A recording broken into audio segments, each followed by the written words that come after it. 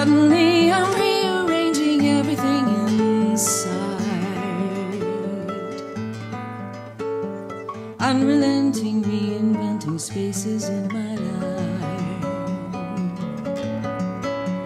Dusty old collections and curiosities, accumulations clutter up my mind. Time to clear the closets out, rummage through and see who I can find.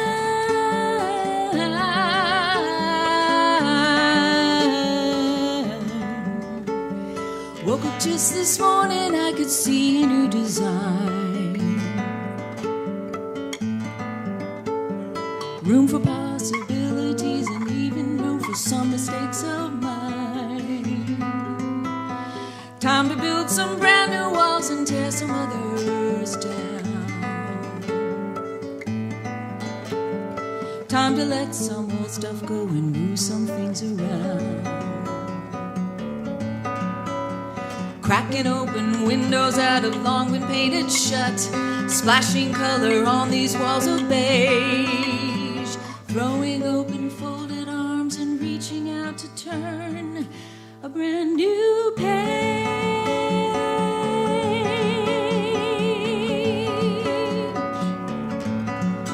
Who's buried in the clutter of a busy life? Who's been hidden under piles of neglect? Whose yellow newsprint dreams are sitting high upon a shelf, stuffed into a shoebox simply labeled, don't forget. No, no, please don't forget. No, no, I've been buried in the clutter of a busy life, been hidden under piles of neglect. But now my dreams are born anew and coming off that shelf, finding brand new purpose in a renovated, recreated self. I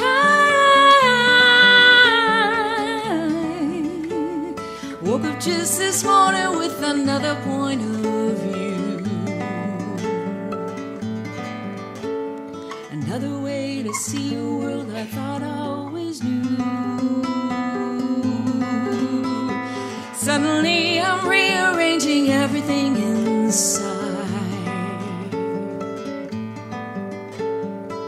Unrelenting, reinventing spaces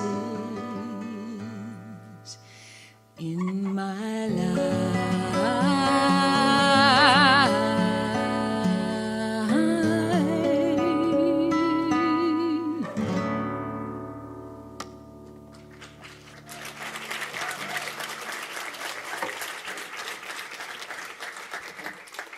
I wanted to start off by switching your brain from left to right to move you into an intuitive place, because where I want to take you today is on a journey so that you can... Somebody's taking my notes.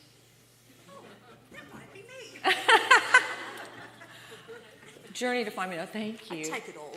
Oh, that's great. I want to take you on a journey to get where you need to go when you want to go, but in an unexpected way. And first you need to know that I guess I call myself an imaginative expression specialist. I wouldn't consider myself a fine artist. I'm a musician and I do pretty well, but I could certainly compare myself to lots of people that I work with that are far and away exceed what I do. But I use music and visual arts, words, stories, theatrics, humor, to create experiences that help people step into their designment. And I'm also an overcomer of paralyzing stage fright. And not so very long ago, I would have absolutely run from this opportunity to be in front of all of you. I also want to let you know that just because I want to be respectful of your time and I don't want to wander, I have some notes here, so I'm going to be sticking to them a bit because this is a new exploration for me, and I'm assuming it's kind of new for you as well. My earliest and most cherished dreams of singing and playing and performing music were squelched by a number of devastating early happenings that taught me and my body to believe that performing for an audience might literally kill me. And even though I went on to earn a degree in classical guitar performance and managed to survive quite a bit of performing, I eventually got tired of fighting the fear, and I pretty much just walked off the stage. And I got to the point where I could not play or sing for even one other person in a room without going into acute panic, stress, and shame because of it. So I spent many years dominated by anxiety and undermined and almost completely felt that the gifts within me were extinguished. My truest creative voice was being snuffed out. And stage fright nearly eradicated any real possibility that I would ever bring to the world what I think are some of my most powerful gifts. My designment was dying inside of me.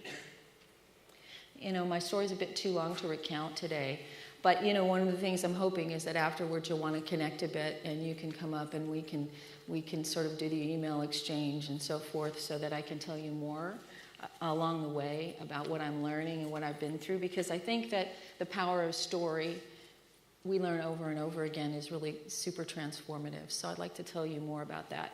And today, it's interesting, I was asked to speak to you on mastery relating to public speaking.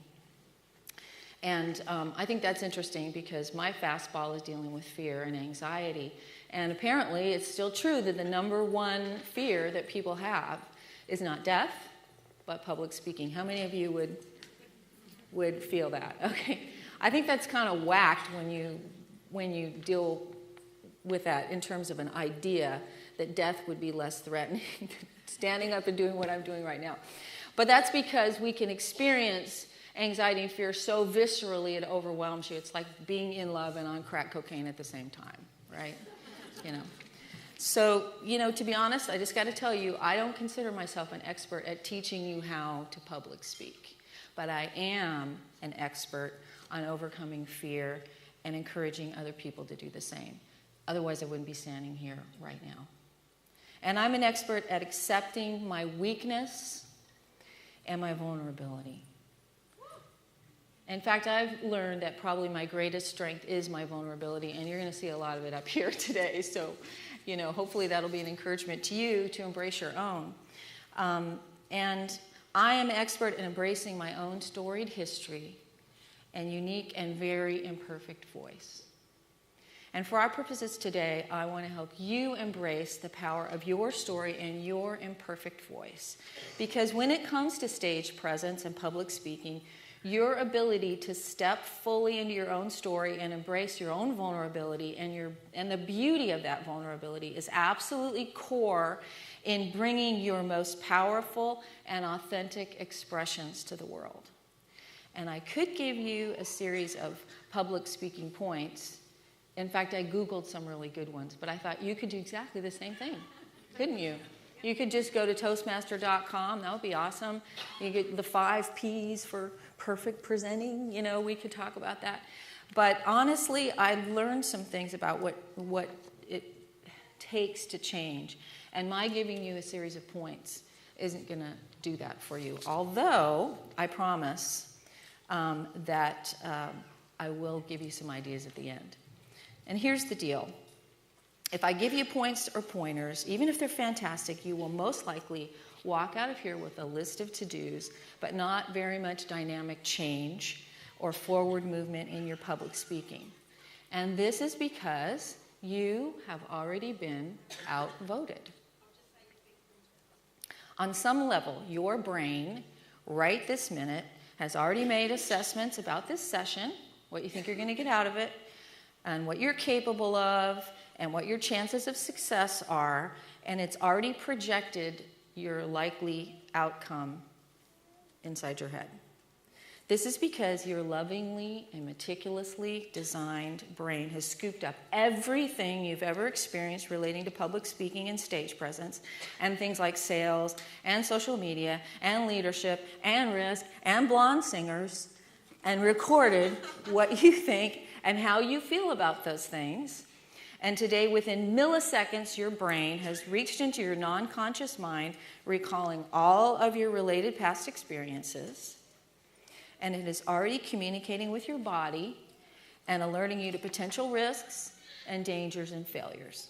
In fact, you might even feel nervous even being in this class because the idea would mean at some point you might have to actually do some public speaking, right? Okay. We know from neuroscience that right now your brain is poised to reinforce what you already believe about yourself and what you think is possible for you. So without even knowing it, your brain has outvoted you. Unless, that is, we start with some music, change it up a little bit. We intentionally interrupt things with new and engaging revelations and surprising experiences. Because if we don't do this, you'll be outvoted based on the bias of your history. And you'll leave here with a few good ideas about public speaking and a lot of old entrenched thinking and responses. So I'm going to purposely circumvent your existing neural programming and conscious and non-conscious assumptions in the hour that we have together. And I am going to take you on a creative and intuitive journey in order to give you a new way to see yourself in your life and help you begin to discover and embrace the beauty of your frailty and uniqueness and powerful impact of your own imperfect voice and your story. How does that sound? Right. You like that? Okay, cool. Because I don't got much else. Pretty much it. Okay. And this is going to give your brain some brand new wiring to work with as you pursue public speaking or anything else that might be daunting to you in the future, okay? Now, rest assured, I'm going to give you a few things at the end that I think really will be helpful to you. But first, I'm going to give your soul some brand new impressions. And so during our time today, you might want to get out a piece of paper and draw and doodle, because I'm going to be doing some visual things, and that might be helpful to you. And the things that you want to grasp and you want to archive, by all means, make that intentional. And just so you know, I'm not going to try to show off a bunch of big artistic skill here today, and I'm not trying to be gimmicky, and maybe some of the things I'm doing you might have seen someone else do. But really, I'm just going to pick up a brush, and I'm going to transfer some energy onto this canvas. And I'm going to be super childlike, and I'm going to let the imagery and the sounds you're going to hear engage your soul. And this is going to make new ways and new ideas open up for you, and it's going to create a place in your brain for those ideas. So, Steve, I am going to ask you to hit play on my song in just a second. We're going to hear my piece, Song for the Sower, from my album, Good Woman. And as I do some painting, and this is kind of cool because this song is all about planting seeds for new life. And if you like it, I kind of think it's a really neat song. Of course I would. But if you like it, you can, it's a great lead magnet. So you could give me your email and I'll give you my song. How about that?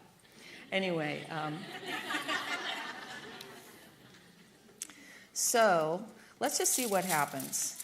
I'm kind of on the edge with you all, so let's go for it.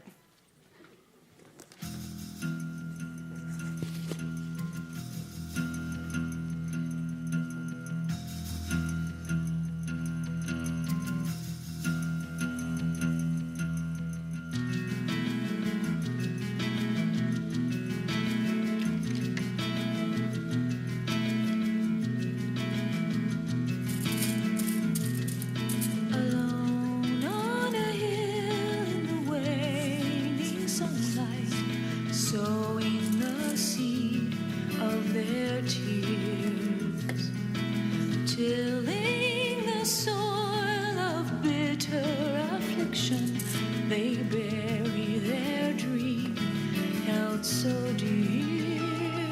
The vision had burned in their hearts, warming the future with joy,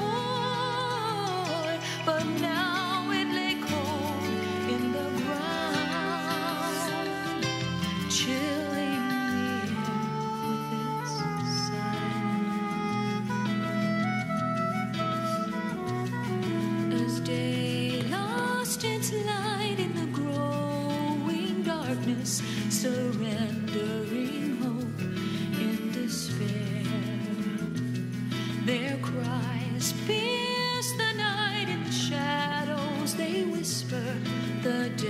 whispered words of a prayer.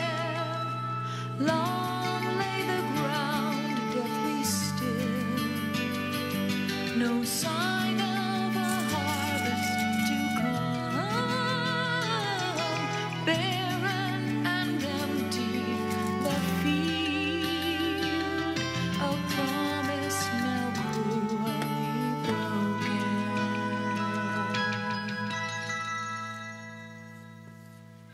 Sower, keep sowing your seed, though the wind is cold and the way is dark.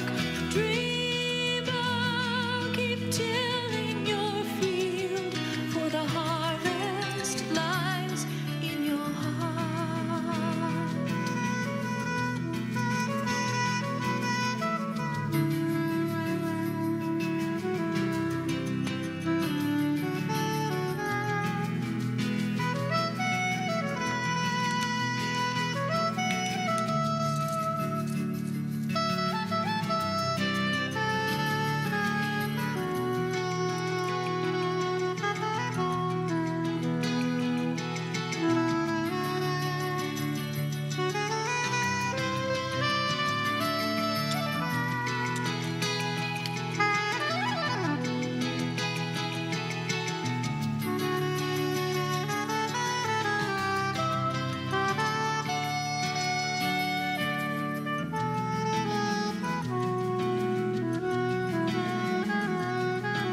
Alone on a hill in the dawning daylight, together they stand in the wind, surveying the fruit of their painful labor.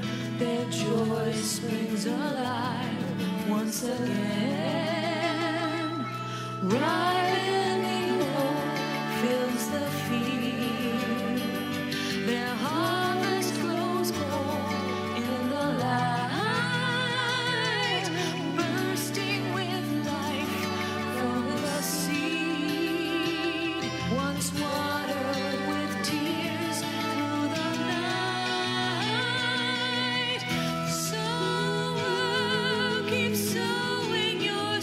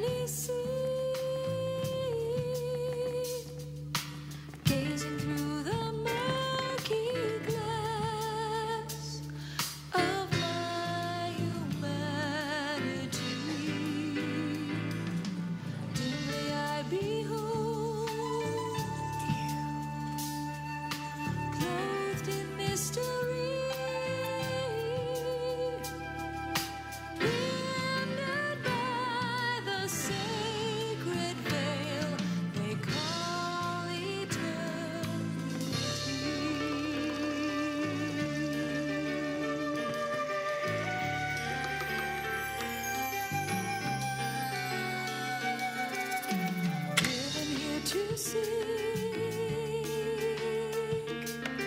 by fierce, brutal winds, tearing through this tattered soul that only you can mend, reaching through the of all I cannot know. You pour your presence over me as bitter tempests blow. At times the tears burn hard upon my face, and anger fills the halls of this sacred place. At times in silent darkness there is sight. Your words are embers glowing in the night. Still I see in part, in trembling and fear. Yet the truth of who you are is piercing, pure and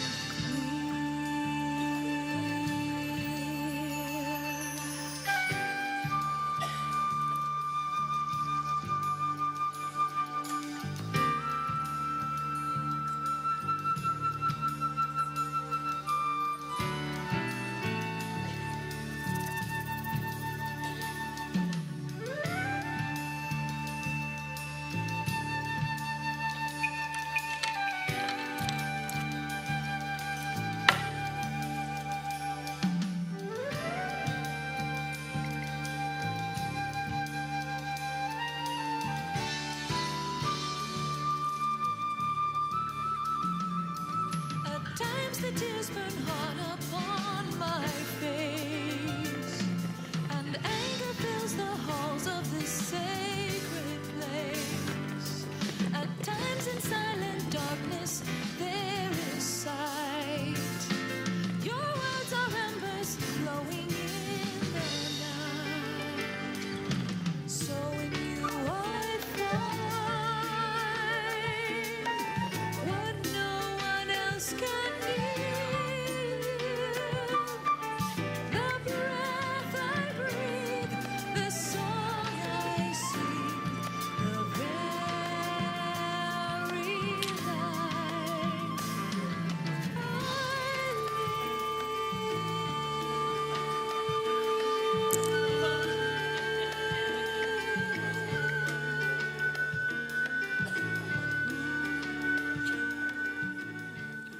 Nice fade. Awesome. What I'm working on here, and I'm going to continue to work on over the next few hours, not in front of you all, is an illustration of like a life map or a soul map. You can imagine that this is like a timeline representing the most dramatic and impactful highs and lows that someone might experience.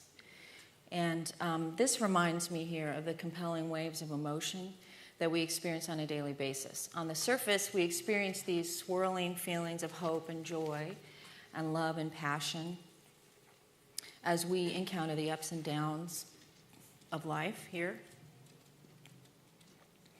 And as we consider stepping into risk to tell our own story, to speak to a group, or sell, or market, or build a business, or change a relationship, confront a bully, whatever it is, we face the tumble of these emotions, but they don't come out of nowhere. Emotions are the result of experiences that have created a plot line in our lives, like these ups and downs in our storied history. And I kind of think of these little lighter spots here as the highs, and these are kind of the lows. And when you're dealing with fear and anxiety, now it may seem like a negative thing to you. There's a lot of dark here, isn't there?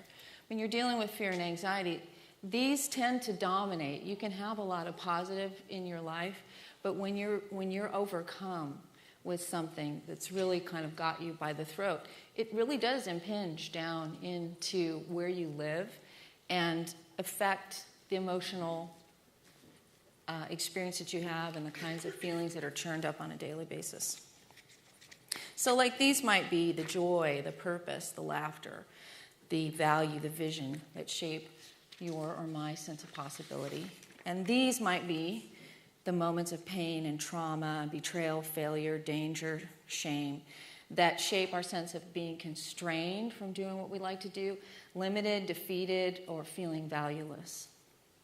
And this life map area represents the things that we're kind of aware of that shape us. And but for the purposes of this illustration, this region above represents our deep, non-conscious storehouse of memories and beliefs about what we've been through and the patterns of thinking about this that are entrenched in our attitudes. And you might say, well, if it's this deeply buried thing, why is it up at the top? Because it's really these things that run the show. It's the stuff that's buried deep inside you, the core things that you don't even know you believe are true and that really run everything and kind of feed the whole system there. This is where our neural patterns run the show because our life experiences have taught us things about ourselves and the world around us, and what we've come to believe at the very core of our being, most of which, honestly, we're not aware of. But this actually controls us the most deeply. For example, when I began to address stage fright, I had to go deep and deal with the things that fuel my performance anxiety and panic. And on one level, you just want to say, well, why can't you just get over it? Why can't you take a pill? Why don't you just practice more? You know, why don't you just, again, do the Toastmaster tips or the think positive or whatever it is that someone will give you advice about. But I had to dig deep and become something of a forensic pathologist in some ways, digging into my story and the patterns of my experiences and identifying my entrenched thinking and attitudes. So I had to rediscover my life map. And if I were plotting impactful points on my life map, I could say, for example, plot these moments when I felt loved and valued and these moments that were sheer terror to me. And so I would maybe plot the time when I was 18 months old when I was pinned under a car and my left arm was crushed and I might never have been able to play the guitar. I might plot moments of feeling really unsafe or not being able to intervene and help the alcoholic in my life. I might have plotted the moments when I sang for myself and the heavens opened. The moments when I was able to use my gifts and I felt like, wow, there's something really here that I have to give to the world. And there's experiences that taught me over and over in themes that it wasn't going to be safe for me to bring my gifts to the world. So there are incredible high moments and low moments. And the interesting thing is, as I look back now, the themes kind of were, again, if you really give what it is that you have to give, it's not going to be safe.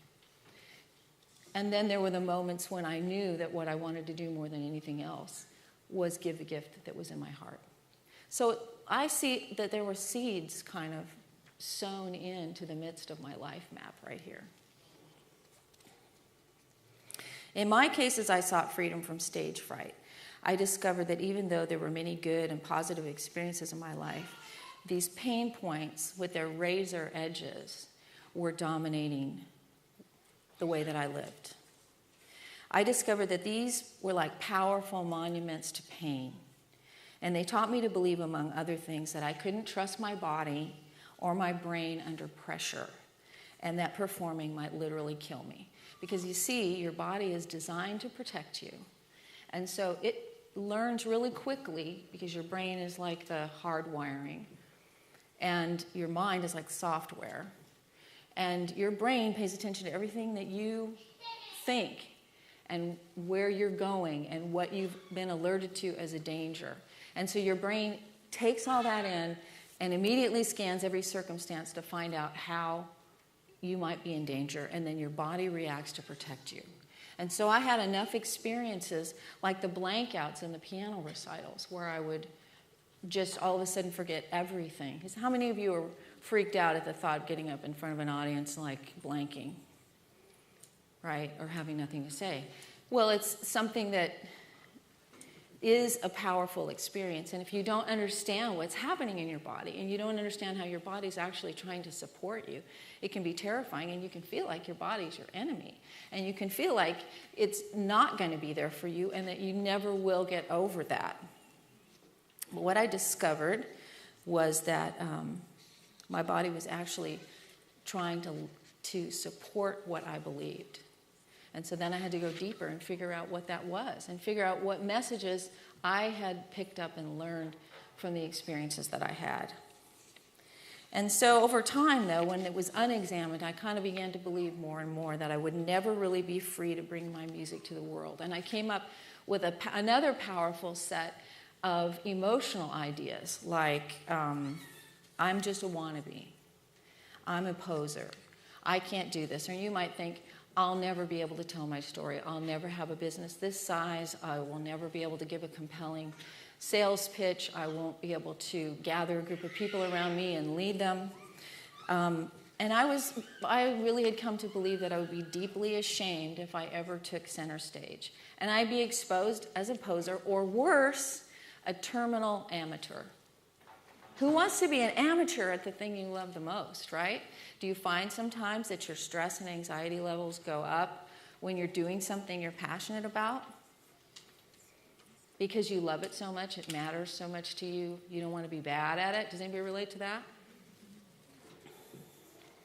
Well, my soul believed that performing and playing for people had literally become an existential threat. So again, it got to the point where my life was narrowed down to a small focus of that was based on avoidance. And instead of being opened up to sharing my gifts, I was closing all those opportunities down more and more and focusing on the strengths that people around me were comfortable with, like the management skills and the mothering and all those other things, and avoiding over and over and over the fear and the anxiety inside of me.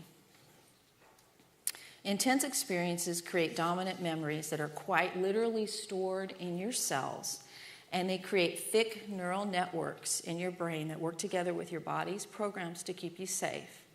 And then amidst all that, you develop a set of beliefs on every level, and most often these powerful beliefs are things that you're not even aware of, and they're not life-giving. But one of the main things I want to say to you today is that fear has told you a story. Somebody's going to tell you a story. Somebody's always telling you a story.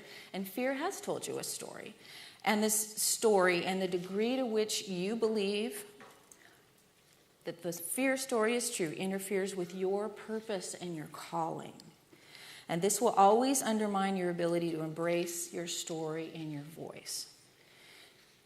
So again, I had all these powerful voices and storylines in my head. And one of the most powerful was, Julie, of all the things in the world you should ever consider doing, never, ever, ever get up in front of an audience and share your music. Don't do it. Do something else. Go into social work. But you know what? As I confronted these messages and their sources, I learned something that utterly revolutionized my life. Key takeaway. I learned that fear is always based on a lie. The only caveat to that I want to make is if you're in a setting with, obviously, if you were with a stalker or something like this, an abusive setting, you always have to think about the practicalities of this. But I'm telling you, the kinds of things that we deal with on a normal basis, on a regular basis, are fear-oriented stories, and the story that fear has told you about yourself is based on a lie. Fears are based on lies. In fact, I learned that the exact opposite of what fear told me turned out to be true. And this is the irony, and this is the big takeaway that I'm exploring and developing in a program called Stage Bright, which is going to help me empower people to deal with fear on a multidimensional level. Your body responses, your soul wounds, and then your spiritual needs, because you're a whole person. So it's really important that you don't just have a mindset of coping with fear or making friends with fear or having a Yalta conference in your head where you give fear certain things in your life, like Stalin got Eastern Europe. Don't do that. Don't make compromises. Move into a mindset that allows you to imagine that you can overcome fear and that you need to do it on a multidimensional level rather than just medicating it or trying to meditate it away or avoid it or make friends with it, okay? And so I'm working on a program that's going to help me help people deal with it on a whole person level. And I want you to notice that sewn right in here into the mix of these life experiences, the worst and the best, these razor edges of pain and trauma, are little seeds that are pointing the way to what I call your designment, the assignment you were designed to fulfill. Because I'm going to tell you right now that this big arc of fear in your life is a smokescreen for something you're called to do. And that pretty much the exact opposite of what fear is told you is true about what you're called to do and who you're called to be. I was actually designed for the assignment of bringing art and music into the world. I was actually designed to be in front of people and to share my music. And it was so hard for me to see that because the compelling fear story was telling me over and over and over, never, don't do it. It's the opposite. Stay away, keep off the stage, don't take the risk. But when I understood that actually that fear story was a lie, I could see that even my biggest personal constraints and contradictory life struggles ultimately served me for the purpose of preparing me to do exactly what I am doing now and to be the person that I am learning to be right now. Does that make sense to you guys? Yeah. The same is true for you. Fear has told you a story about yourself, and it's a lie. You're actually designed to overcome in the exact areas of your greatest defeat and pain. Can you take that in? Might send a cold chill of fear down you're at the bottom of your feet, might start to sweat just thinking about it. But you have an assignment to bring something to the world, and I'm going to bet that your reversals and your pain points have tried to convince you that you should never, ever, ever risk doing the very thing you were created to do and created to be. You have a designment, and your core fears and your deepest pain points are really sentinels that point you right to it if you dare to see it. If you look at your basic themes of the pain in your life, you'll find that there are patterns to it. There are similar hits to you, as if somebody woke up in the morning and said, I want to destroy this personality, and I never want him or her to get any farther than I can contain. It's insidious. You'll find there are common themes in the pain points and the traumas in your life and the things that you believe about them. But if you look at the basic themes of your deepest pain, you'll discover these patterns, and you'll discover this major message of defeat that was communicated to you in your greatest area of impact. I believe there's an enemy of your soul that does not want you to reach your created purpose, and that there's a setup and a confluence of similarly themed pain points that have communicated to you that you should never, ever do the very things that will probably bring you the greatest joy and give you the greatest impact in helping other people.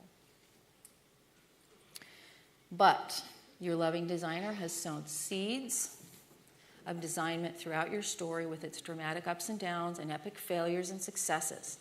The same designer is ready to help you get to your purpose. Your assignment and your greatest influence are on the other side of your fears. Your designment is the exact opposite of everything fear has told you. So now I want to illustrate this for you.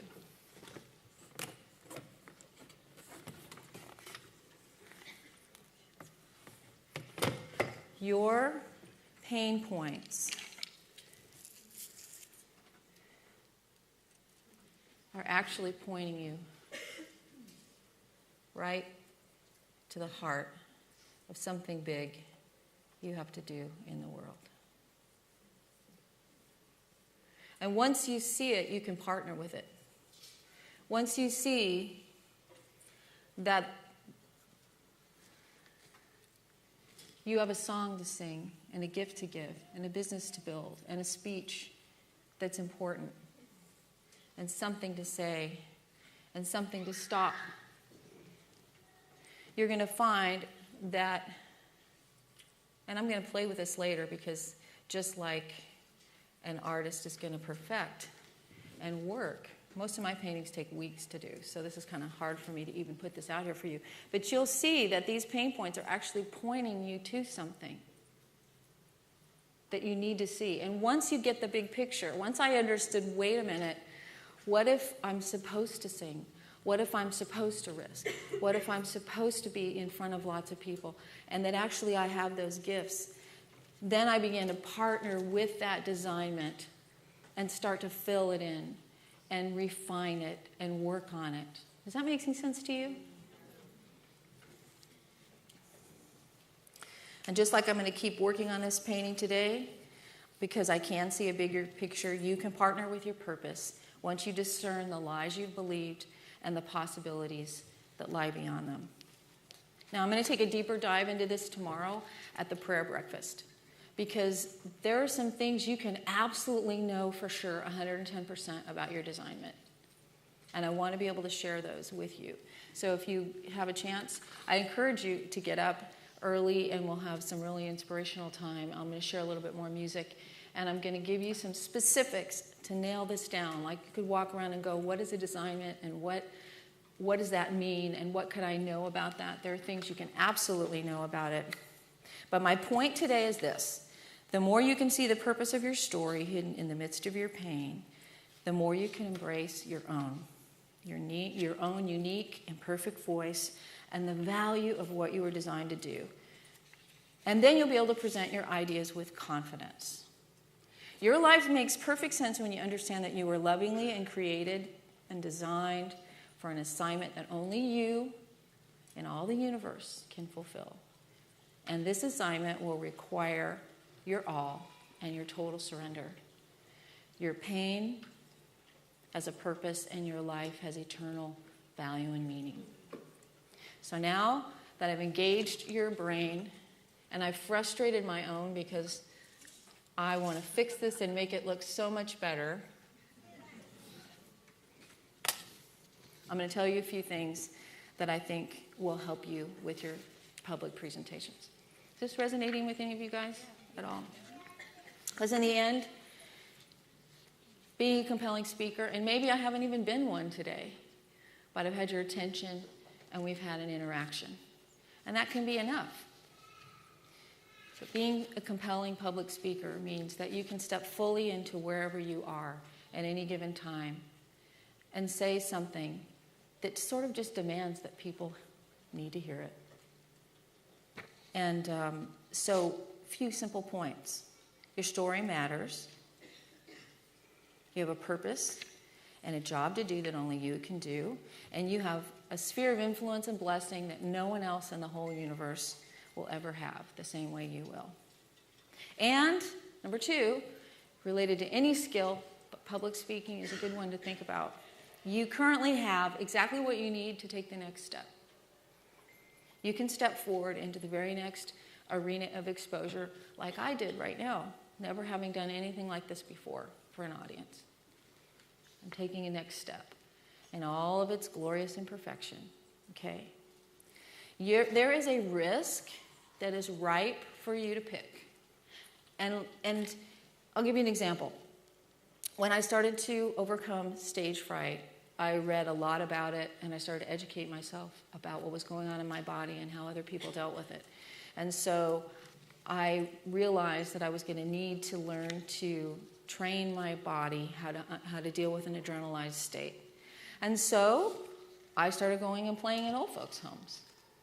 And it was a great audience. They loved me. And it was a level of threat that I could sustain, that I could handle.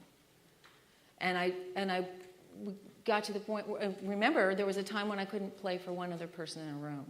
Even a degree in performance, I couldn't play for one other person in a room. So I looked for the most non-threatening person that I could get in a room. And sometimes it was the old people because I'm not even sure they were conscious. So that worked for me. And then I would play in lobbies and on the subway. So there's a level of risk for you to step into, and you don't have to be any farther along than you already are. It might be having a 3-point speech, the elevator thingy, that you can just have ready, okay? And that's going to be good. All right, awesome. Thank you. Probably took him 10 minutes to get my attention back there. The other thing that's really, really important is you learn to be uncomfortable and afraid. Being afraid is a learned thing. So if you can learn to be afraid based on the series of situations you've had with the people in your life, the failures you've experienced, the predictability of the types of people who always say the things that hurt you, so every time you see them you tense up, you learned that. And all that is in your neural wiring based on soul wounds, which, by the way, your soul wounds can be healed so that this neural wiring can change. And that's one of the things I'm going to deal with in my program. But if you learn to be afraid, you can learn to feel confident. You can learn to feel safe. You can learn to risk. You can learn to speak. Isn't that cool? See, we think fear just is, and that's the way it is, and so it feels everything. Like I said, it's like crack cocaine and being in love all at once, and you feel it throughout your body. Don't think I didn't feel it on my way up here. But I'm learning every day to feel safe, and I'm learning every day to tell my story. And guess what? No one can stop you from being compelling just by being who you are. And it's okay to keep your presentations small and short and unimpressive, because you and I both know I'm always impressed every time I take a risk. I've gotten to the point now where I celebrate risk-taking as a skill. Risk-taking is a skill. It's a lifelong skill you need to have to love risk and to love the value of risk. And it's something you have to learn. So go ahead and make some messes. Get sloppy. There's really no other way to grow. There's really no other way to risk, but there's risk for you to step into. And of course, you can get online and look at those 5 points for public speaking and then stick them into your little bundle of risk and what you're going to do and how you're going to develop your thing. But what I'm telling you is that you have something important to do, and don't let fear stop you from doing it. Does that make sense?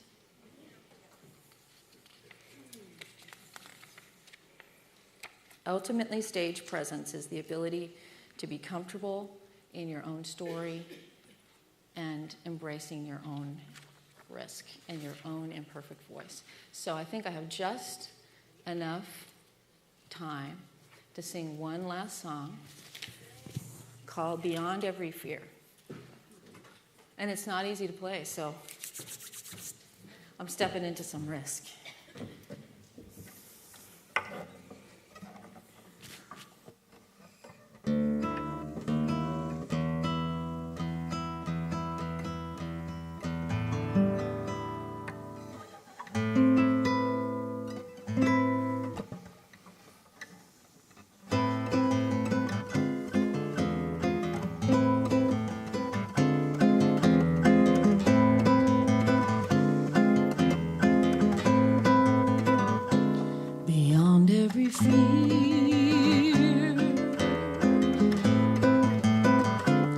There's an open door I long to walk through, open for those who dare to trust that it's true. Beyond every fear,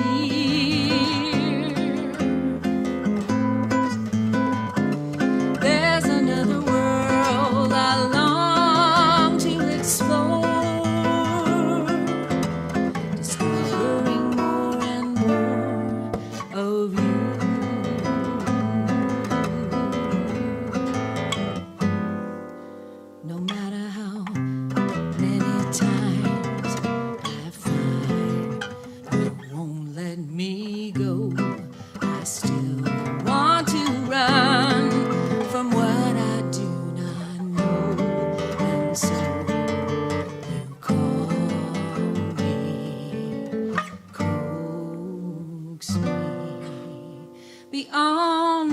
Beyond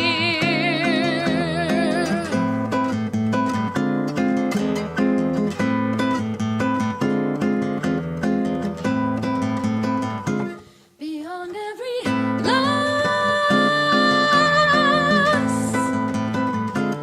there's a chance I just might come to find something that cannot be taken away.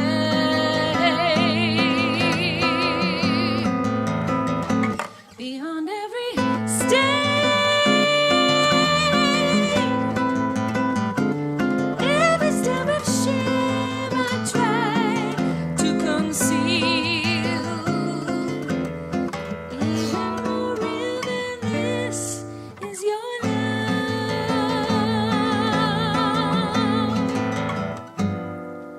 And so, my love, I find you won't let me go. And still I want to run from what I do not know. And so you call me close to me beyond every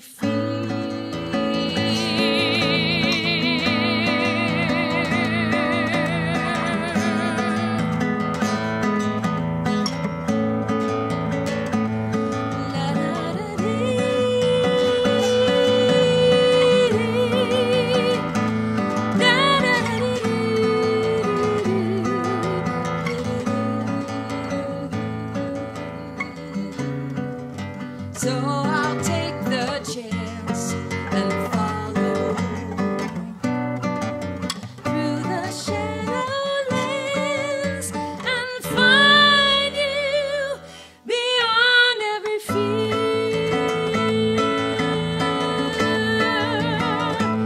La, la, la, da, da, da, da. Yes, I'll take the chance and follow to the promised land and find you beyond every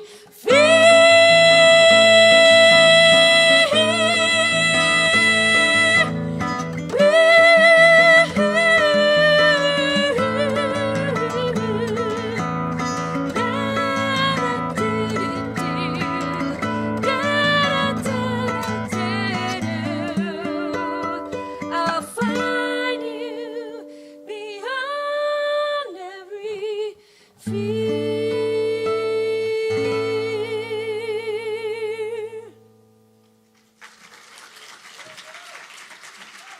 Thank you.